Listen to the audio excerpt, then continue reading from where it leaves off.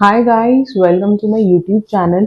आज हम बहुत इंपॉर्टेंट टॉपिक पे बात करेंगे यानी कि यूनियन बजट, जो कि 1 फेब 2024 को आने वाला है। लेकिन यूनियन बजट होता क्या है, उसके बारे में आज हम सारी डिटेल्स इस वीडियो में जानेंगे। Article 112 of the Indian constitution ये बताती है कि यूनियन बजट एक फाइनेंशियल स्टेटमेंट है जो कि पूरे साल का डिसाइड किया जाता है। हर साल 1 फरवरी को ये प्रस्तुत किया जाता है। इस फाइनेंशियल स्टेटमेंट में कितना रेवेन्यू रहेगा, कितना एक्सपेंडिचर रहेगा, किन किन सेक्टर, डिफरेंट डिफरेंट सेक्टर्स में कितना कितना पैसा एलोकेट करेगी गवर्नमेंट, ये सारी जो भी है डिटेल डिस्कशंस की जाती है। 2019 से हमारी जो कि फाइनेंस मिनिस्टर निर्मला सीताराम जी, वो ये बजट प्रस्तुत कर रही है। 2021 को उन्होंने पहला डिजिटल यानी कि पेपरलेस बजट प्रस्तुत किया था, एक रेड कपड़े में रैप करके। उसको बोला जाता है भाई खट्टा ट्रेडिशन। उसमें उन्होंने वो रैप किया और उन्होंने पहला पेपरलेस, क्योंकि वह नरेंद्र मोदी जी का जो है डिजिटल इंडिया, उसको प्रमोट करना चाहती थी। इससे पहले अगर हम आ जाए अपनी हिस्ट्री पे, तो हमारे जो पहले फाइनेंस मिनिस्टर थे यानी कि श्री आर के शानमुगम चेट्टी, उन्होंने 26 नवंबर 1947 को इंडिया का पहला यूनियन बजट प्रस्तुत किया था।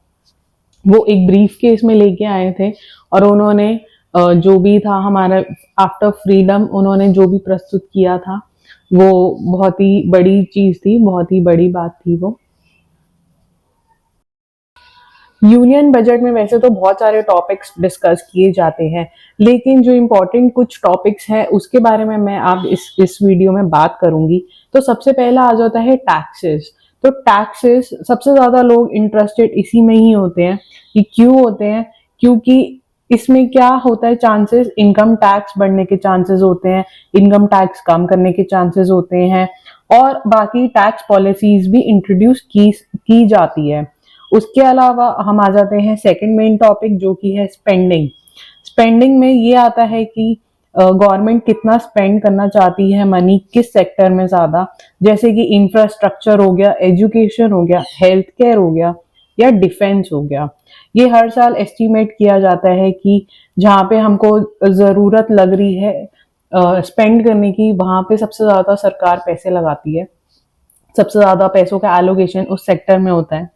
तीसरा अगर हम आ जाए तो जो कि है रेवेन्यू, जो कि जो अब वो एक्सपेंडिचर तो करेगी ही सरकार, लेकिन उसके लिए पैसा आना भी तो जरूरी है। तो उसके लिए हम टैक्सेस, बोरोइंग्स और एक डिटेल प्लान बनाते हैं कि हमको रेवेन्यू कैसे आएगा। सो इन शॉर्ट ये एक बहुत ही इम्पोर्टेंट बजट होता है, ये सभी के लिए बहुत इम्पोर्टेंट है। एक एजुकेशन, एक स्टूडेंट से लेके एक वर्किंग प्रोफेशनल और एक रिटायर्ड पर्सन, सबके लिए ये बजट सबसे ज्यादा इम्पोर्टेंट होता है। तो अब हम ये जान लेते हैं कि ये जो फाइनेंशियल स्टेटमेंट है यानी कि यूनियन बजट, ये बनता कैसे है और कौन बनाता है। सो इसमें बहुत सारे स्टेप्स इन्वॉल्व होते हैं। जो यूनियन बजट है वो आपको अगर लग रहा है कि 1-2 महीने पहले बनना शुरू होता है, तो आप गलत सोच रहे हो। कि 6 महीने पहले बनना शुरू होता है, यानी कि अगस्त सितंबर के महीने में, और तब जाके ये final with lot of consultations ये फाइनलाइज होकर ये 1 फेब को प्रेजेंट किया जाता है। तो गाइस अब हम जान लेते हैं कि ये बनता कैसे है। तो सबसे पहले जो मिनिस्ट्री ऑफ फाइनेंस है वो सर्कुलर्स इशू करती है बहुत सारे डिपार्टमेंट्स को। ये कौन से डिपार्टमेंट्स हैं? ये है states and union territories, defence forces, union ministries, autonomous bodies and other government departments. तो ये सारे सर्कुलर्स पहले उनको भेजे जाते हैं।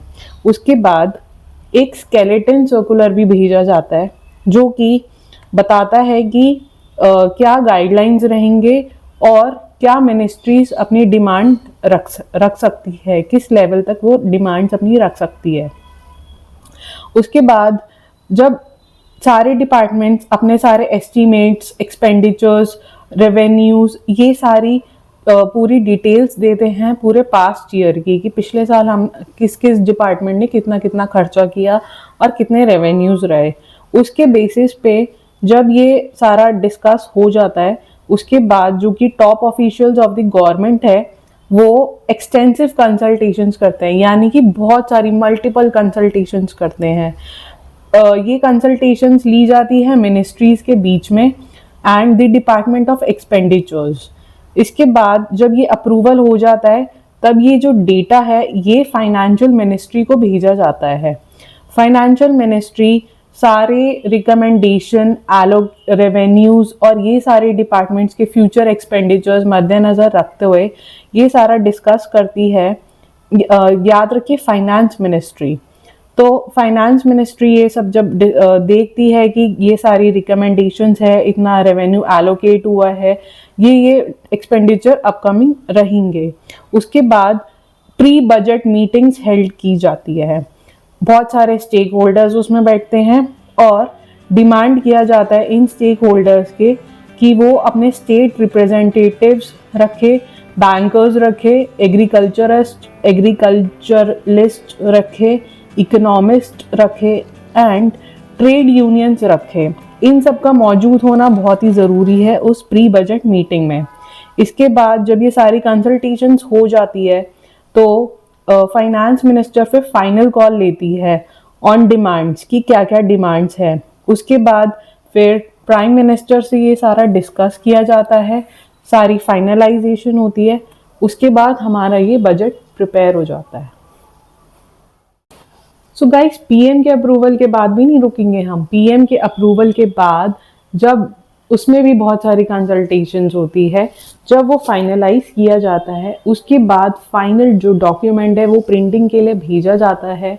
उसके बाद हर साल जब निर्मला सीताराम जी ये बजट प्रस्तुत करती है उससे पहले एक प्रेसिडेंट की स्पीच होती है, उसके बाद ये प्रेजेंट किया जाता है और ये काफ़ी डिटेल्ड होता है, ये काफ़ी दिन तक चलता है। सो इस पे बहुत सारी वीडियोस ऑलरेडी काफ़ी आने वाली हैं न्यूज़ चैनल्स वगैरह पे।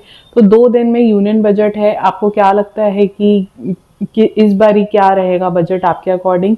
अगर आपको मेरी वीडियो अच्छी लगी तो प्लीज़ लाइक सब्सक्राइब करें। Thank you for watching.